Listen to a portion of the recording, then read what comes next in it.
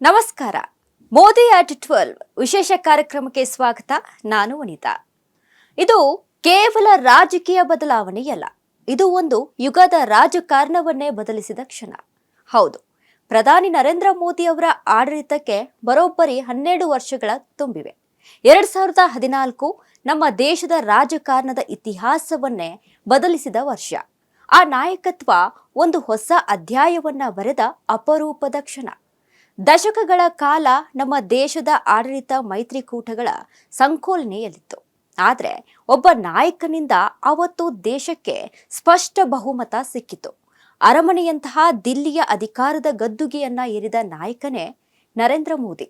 ಈಗ ಅದೇ ನಾಯಕತ್ವಕ್ಕೆ ಬರೋಬ್ಬರಿ 12 ವರ್ಷಗಳ ಸುದೀರ್ಘ ಪಯಣ. ಇದು ಕೇವಲ ಒಂದು ಸರ್ಕಾರದ ಅವಧಿಯಲ್ಲ, ಇದು ಭಾರತದ ಸಾಂಸ್ಕೃತಿಕ, ಸಾಮಾಜಿಕ ಮತ್ತು ರಾಜಕೀಯ ದಿಕ್ಸೂಚಿಯನ್ನೇ ಬದಲಾಯಿಸಿದ ಒಂದು ಮಹಾಪರ್ವ.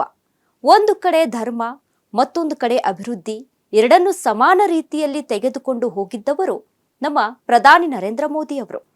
ಹಿಂದುತ್ವ ಅಂದ್ರೆ ಬರೀ ದೇವಸ್ಥಾನಗಳ ನಿರ್ಮಾಣವಷ್ಟೇ ಅಲ್ಲ, ಅದು ರಾಷ್ಟ್ರೀಯ ಭದ್ರತೆ ಮತ್ತು ಸೈದ್ಧಾಂತಿಕ ಬದ್ಧತೆ ಅನ್ನೋದು ಮೋದಿ ಸರ್ಕಾರದ ನಿಲುವಾಗಿತ್ತು. ದಶಕಗಳ ಕಾಲ ಹಿಂದುತ್ವದ ಪ್ರಮುಖ ಅಜೆಂಡಾಗಳಾಗಿದ್ದ ನಿರ್ಧಾರಗಳು ಈ 12 ವರ್ಷಗಳಲ್ಲಿ ಪೂರ್ಣಗೊಂಡಿವೆ. ಕಾಶ್ಮೀರಕ್ಕೆ ವಿಶೇಷ ಸ್ಥಾನಮಾನ ನೀಡಿದ್ದ ಆರ್ಟಿಕಲ್ 370 ರದ್ದತಿ, ಅಕ್ಕಪಕ್ಕದ ದೇಶಗಳಲ್ಲಿ ಕಿರುಕುಳಕ್ಕೊಳಗಾದ ಹಿಂದೂಗಳಿಗೆ ಆಸರೆಯಾಗಲು ತಂದ ಪೌರತ್ವ ತಿದ್ದುಪಡಿ ಕಾಯ್ದೆ ಜಾರಿ, ಇವೆಲ್ಲವೂ ಮೋದಿ ಸರ್ಕಾರದಿಂದ ಮಾತ್ರ ಸಾಧ್ಯವಾಗಿತ್ತು.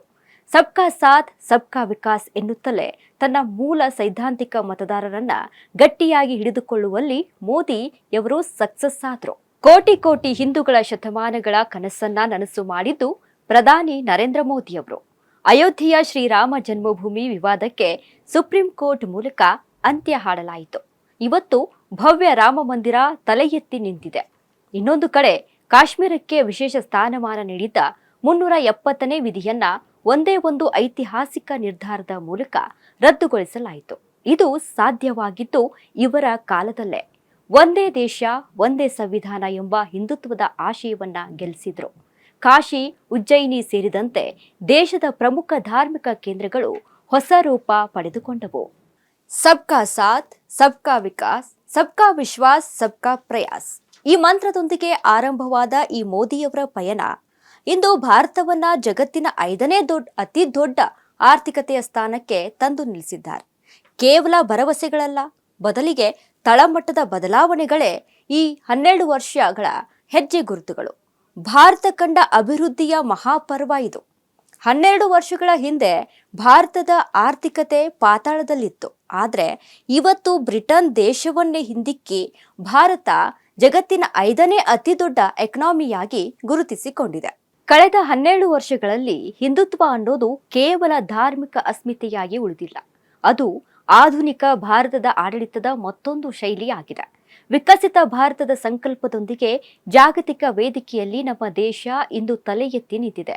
ವಿವಾದಗಳು, ವಿಮರ್ಶೆಗಳು ಏನೇ ಇದ್ರೂ ಮೋದಿ ಆಡಳಿತದ ಈ 12 ವರ್ಷಗಳು ಭಾರತದ ಇತಿಹಾಸದಲ್ಲಿ ಹಿಂದುತ್ವ ಮತ್ತು ಅಭಿವೃದ್ಧಿ ಎರಡೂ ಸಮಾನವಾಗಿ ಮುನ್ನಡೆಯುತ್ತಿವೆ. ಅಭಿವೃದ್ಧಿ ಅಂದ್ರೆ ಕೇವಲ ದೊಡ್ಡ ನಗರಗಳ ಅಟ್ಟಹಾಸವಲ್ಲ, ಅದು ಕಟ್ಟಕಡೆಯ ವ್ಯಕ್ತಿಗೂ ತಲುಪಬೇಕು ಅನ್ನೋದೇ ಮೋದಿ ಸರ್ಕಾರದ ನೀತಿ.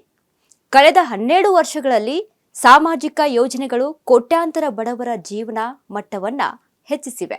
ಬ್ಯಾಂಕ್ ಖಾತೆಗೆ ಇಲ್ಲದ 50 ಕೋಟಿಗೂ ಹೆಚ್ಚು ಜನರಿಗೆ ಬ್ಯಾಂಕಿಂಗ್ ವ್ಯವಸ್ಥೆಯನ್ನ ಮಾಡಿಕೊಡಲಾಗಿದೆ. ಕೋಟ್ಯಾಂತರ ಶೌಚಾಲಯಗಳ ನಿರ್ಮಾಣದ ಮೂಲಕ ಮಹಿಳೆಯರಿಗೆ ಗೌರವ ಸಿಕ್ಕಿದೆ. ಕಣ್ಣೀರಿನಲ್ಲಿ ಕೈ ತೊಳೆಯುತ್ತಿದ್ದ ಗ್ರಾಮೀಣ ಮಹಿಳೆಯರ ಕೈಗೆ LPG ಗ್ಯಾಸ್ ತಲುಪಿತು. ಅಷ್ಟೇ ಯಾಕೆ, ಬಡ ಕುಟುಂಬಗಳಿಗೆ ವರ್ಷಕ್ಕೆ 5 ಲಕ್ಷ ರೂಪಾಯಿವರೆಗೆ ಉಚಿತ ಆರೋಗ್ಯ ವಿಮೆ ನೀಡುವ ಮೂಲಕ ಸಂಜೀವಿನಿಯಾಯಿತು. ಇದೆಲ್ಲದಕ್ಕಿಂತ ಮುಖ್ಯವಾಗಿ ಪ್ರತಿ ಮನೆಗೂ ಶುದ್ಧ ಕುಡಿಯುವ ನೀರಿನ ಸಂಪರ್ಕ ಮುಂದುವರಿಯುತ್ತಲೇ ಇದೆ. ಹಿಂದುತ್ವ ಕೇವಲ ಭಾರತದ ಗಡಿಯೊಳಗೆ ಉಳಿಯಲಿಲ್ಲ. ಮೋದಿ ಆಡಳಿತದ ಈ 12 ವರ್ಷಗಳಲ್ಲಿ ಅದು ಜಾಗತಿಕ ಬ್ರ್ಯಾಂಡ್ ಆಗಿ ಕಾಣಿಸುತ್ತಿದೆ. ಅರಬ್ ರಾಷ್ಟ್ರಗಳಲ್ಲೇ ಭವ್ಯ ಹಿಂದೂ ಮಂದಿರಗಳು ತಲೆ ಎತ್ತಿವೆ. ವಿಶ್ವಸಂಸ್ಥೆಯಲ್ಲಿ ಯೋಗ ದಿನಾಚರಣೆ ಜಾಗತಿಕ ಮನ್ನಣೆ ಸಿಕ್ಕಿತು. ಭಾರತ ಇಂದು ಜಗತ್ತಿನ ವಿಶ್ವಗುರು ಸ್ಥಾನದತ್ತ ಹೆಜ್ಜೆ ಇಡುತ್ತಿದೆ ಎಂಬ ನಂಬಿಕೆ ಕೊಟ್ಟಿದ್ದು ಪ್ರಧಾನಿ ನರೇಂದ್ರ ಮೋದಿ ಅವರು. ಆದರೆ ಮೋದಿ ಅವರ ಹಿಂದುತ್ವ ರಾಜಕಾರಣದ ವಿರುದ್ಧ ಟೀಕೆಗಳು ಸಹ ಕೇಳಿಬರುತ್ತಿವೆ. ವಿರೋಧ ಪಕ್ಷಗಳು ಮತ್ತು ಎಡಪಂಥೀಯ ಚಿಂತಕರ ಪ್ರಕಾರ ಈ ರಾಜಕಾರಣ ದೇಶದ ಜಾತ್ಯತೀತ ತತ್ವಕ್ಕೆ ಧಕ್ಕೆ ತಂದಿದೆ, ಅಲ್ಪಸಂಖ್ಯಾತರಲ್ಲಿ ಅಭದ್ರತೆ ಕಾಡುತ್ತಿದೆ ಅನ್ನುವ ಆರೋಪಗಳು ಇವೆ. ಇವತ್ತು ನಮ್ಮ ದೇಶ ಬದುಕುವುದಕ್ಕೆ ಹೆಣಗಾಡುತ್ತಿಲ್ಲ, ಬದಲಿಗೆ ಜಗತ್ತನ್ನ ಮುನ್ನಡೆಸುವ ಆತ್ಮವಿಶ್ವಾಸವಿರುವ ರಾಷ್ಟ್ರವಾಗಿ ಮುನ್ನಡೆಯುತ್ತಿದೆ. 2047ರ ವೇಳೆಗೆ ಭಾರತವನ್ನ ವಿಕಸಿತ ಭಾರತ ರಾಷ್ಟ್ರವನ್ನಾಗಿ ಮಾಡುವ ಗುರಿಯೊಂದಿಗೆ ಮೋದಿ ಸರ್ಕಾರ ಮುನ್ನಡೆಯುತ್ತಿದೆ. ಕಳೆದ 12 ವರ್ಷಗಳ ಈ ಅಭಿವೃದ್ಧಿ ಪಥ ಮುಂದಿನ ಸುವರ್ಣ ಯುಗಕ್ಕೆ ಗಟ್ಟಿ ಮುನ್ನುಡಿ ಬರೆಯುತ್ತಿದೆ. ಭಾವನಾತ್ಮಕ ರಾಜಕಾರಣದಿಂದ ಯಾವತ್ತೂ ಸಹ ಹೊಟ್ಟೆ ತುಂಬುವುದಿಲ್ಲ ಎಂಬ ಕಹಿ ಸತ್ಯ ಇವತ್ತು ದೇಶದ ಪ್ರತಿ ಮನೆಗೂ ಅರ್ಥವಾಗುತ್ತಿದೆ. ಧರ್ಮದ ಗೋಡೆಯನ್ನ ಮೀರಿ ಕಾಡುತ್ತಿರುವ ಈ ಬೆಲೆ ಏರಿಕೆಗೆ ಉತ್ತರ ಕೊಡೋದು ಯಾರು? ಹೌದು, ದೇಶದ ಶಿಕ್ಷಣ ಕ್ಷೇತ್ರ ಮತ್ತು ಉದ್ಯೋಗ ಮಾರುಕಟ್ಟೆ ಇಂದು ಐಸಿಯುನಲ್ಲಿ ಬಂದು ಬಿದ್ದಿದೆ. ರಾಷ್ಟ್ರೀಯ ಮಟ್ಟದ ಪ್ರತಿಷ್ಠಿತ ಸ್ಪರ್ಧಾತ್ಮಕ ಪರೀಕ್ಷೆಗಳ ಪ್ರಶ್ನೆ ಪತ್ರಿಕೆಗಳು ಇಂದು ಸಂತೆಯಲ್ಲಿ ಮಾರುಕಟ್ಟೆಯಲ್ಲಿ ಹರಾಜಾಗುತ್ತಿವೆ. ಭ್ರಷ್ಟ ಅಧಿಕಾರಿಗಳ ಹಸ್ತಗಳಿಗೆ ಬಲಿ ಆಗ್ತಿರೋದು ಯಾರು? ಮತ್ತದೇ ಬಡ ಮಧ್ಯಮ ವರ್ಗದ ಗ್ರಾಮೀಣ ಭಾರತದ ವಿದ್ಯಾರ್ಥಿಗಳು ವರ್ಷಗಟ್ಟಲೆ ಹಗಲು ರಾತ್ರಿ ಎನ್ನದೇ ಓದಿದ ಯುವ ಜನರ ಕನಸುಗಳು ಧೂಳಿಪಟವಾಗುತ್ತಿವೆ. ಒಂದು ಪರೀಕ್ಷೆ ರದ್ದಾದ್ರೆ ಕೇವಲ ದಿನಾಂಕ ಬದಲಾಗುವುದಿಲ್ಲ, ಬದಲಿಗೆ ಒಂದು ಇಡೀ ಕುಟುಂಬದ ಬದುಕಿನ ಆಧಾರ ಸ್ತಂಭವೇ ಮುರಿದು ಬೀಳುತ್ತದೆ. ಪ್ರಧಾನಿ ನರೇಂದ್ರ ಮೋದಿ ನೇತೃತ್ವದ ಕೇಂದ್ರ ಸರ್ಕಾರದ ಆಡಳಿತ ಯಶಸ್ವಿಯಾಗಿ 12 ವರ್ಷಗಳನ್ನು ಪೂರೈಸಿದೆ. ಆದರೆ ಈ 12 ವರ್ಷಗಳ ನಿರಂತರ ಹಿಂದುತ್ವದ ಡಂಗುರಕ್ಕೆ ದೇಶವಾಸಿಗಳಲ್ಲಿ ಅಸಮಾಧಾನ ಹೊಗೆಯಾಡುತ್ತಿದೆ. ಒಂದು ಕಡೆ ಹಿಂದುತ್ವಕ್ಕೆ ಅನ್ಯಾಯ, ಮತ್ತೊಂದು ಕಡೆ ಅಲ್ಪಸಂಖ್ಯಾತರಿಗೆ ಮೋಸ ಆಗುತ್ತಲೇ ಇದೆ.